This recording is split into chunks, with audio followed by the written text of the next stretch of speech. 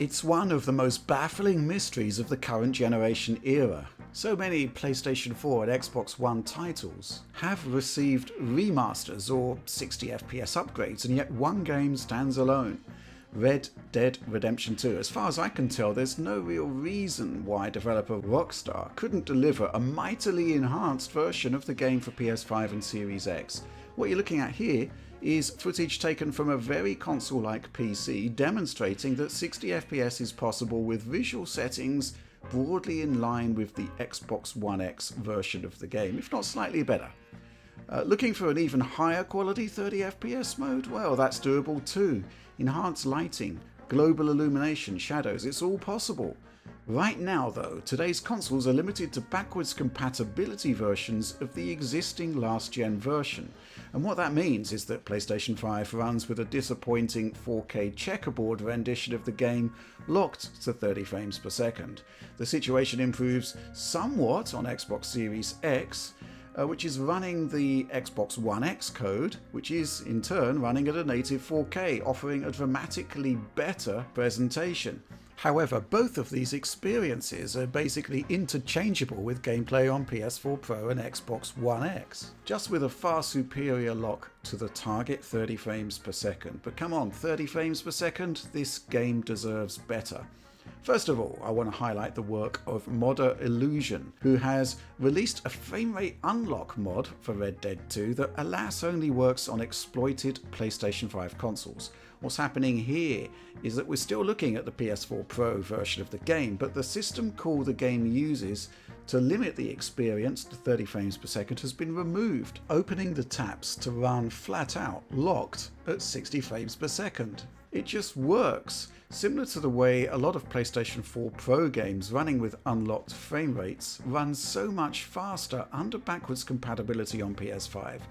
This test is important because while the resolution isn't really where we want it to be and can't be tweaked, this footage works as a proof of concept that the CPU load required to deliver 60 frames per second is there on PS5. We've been looking at more open environments thus far, but by far the most CPU heavy area in Red Dead 2 are its more dense city environments, with Saint Denis being the prime example. Yet running through the streets, the PS4 Pro version running on PS5 under Back-Compat is still able to deliver a locked 60 frames per second. No real surprises here. The Zen 2 CPU in the PS5 may be lacking compared to today's Zen 3 and Zen 4 processors, but it's easily capable of doubling the throughput of the PS4's Jaguar cores. So 30 FPS becomes 60 FPS here with no problems. And in actual fact, we have a bit of a treat for you here with some exclusive footage from Illusion. This is a CPU-based stress test in Saint Denis with the PS4 Pro code running at 1080p on PS5, with the game modded to run in the PS5's 120Hz mode. Frame rate unlocked, VSync off. 1080p will pose no problem for the GPU, so the limiting factor here is almost certainly the CPU. We go from the mid-60s to the early 70s in frame rate terms, demonstrating the overhead we have above our target 60 frames per second. This test is quite remarkable as Illusion modded in the FCAT color border that marks up every rendered frame with VSync off, as close as you're going to get to PC style benchmarking in the console space. So let's move on and take a look at what you might call a theorized version of Red Dead Redemption 2 that more meaningfully exercises the capabilities of the current generation consoles. And regular viewers of the channel will know what this means. We're going to be running the PC version of Red Dead 2 on our Frankenstein's console. This is a computer built using the AMD 4800S desktop kit, which is literally the Xbox Series X CPU in PC format. Unfortunately, its integrated GPU is disabled, meaning we need a desktop graphics card to stand in, and for that we're using the AMD Radeon RX 6700 10GB, an RDNA 2 graphics card with a hell of a lot of similarities to PS5's GPU, as you can see from the spec list here.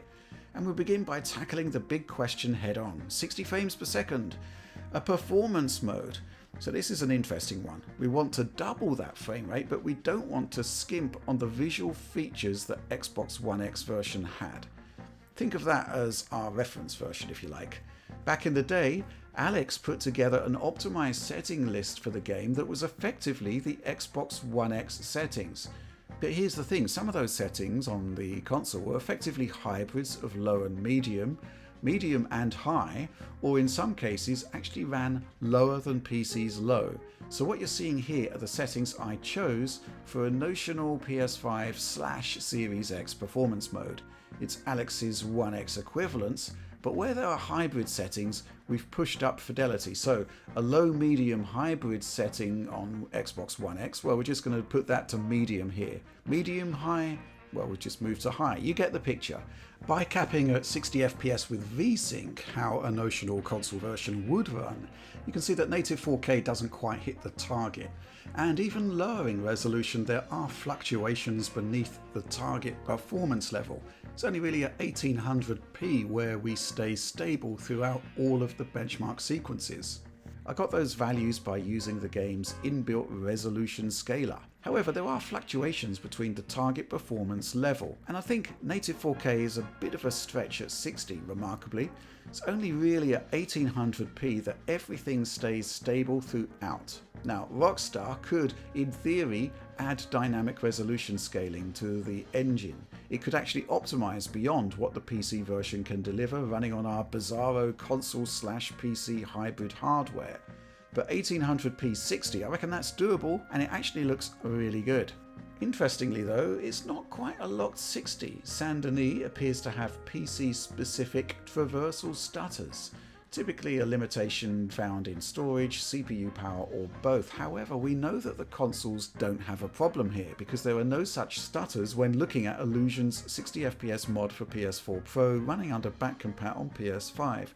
Not only that, but by looking at the data from Illusion's 1080p 120Hz footage, we know that there's reasonable enough CPU headroom beyond 60 frames per second in the Saint-Denis stress test.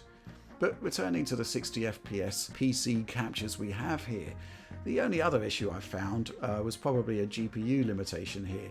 The Saloon Brawl drops frames into the high 50s, and I kind of suspected this might happen actually. Back in the day, Xbox One X dropped frames in this area too, so I guess it's just a particularly demanding scene. That said, again, it does make the case for a dynamic resolution scaler with a nice wide window. We've talked about a 60fps performance mode then, and let's be clear, I think that should be the key target for a Red Dead 2 port to current gen machines. However, the PC version is incredibly scalable, meaning we can push settings and conceive our own 30fps quality mode.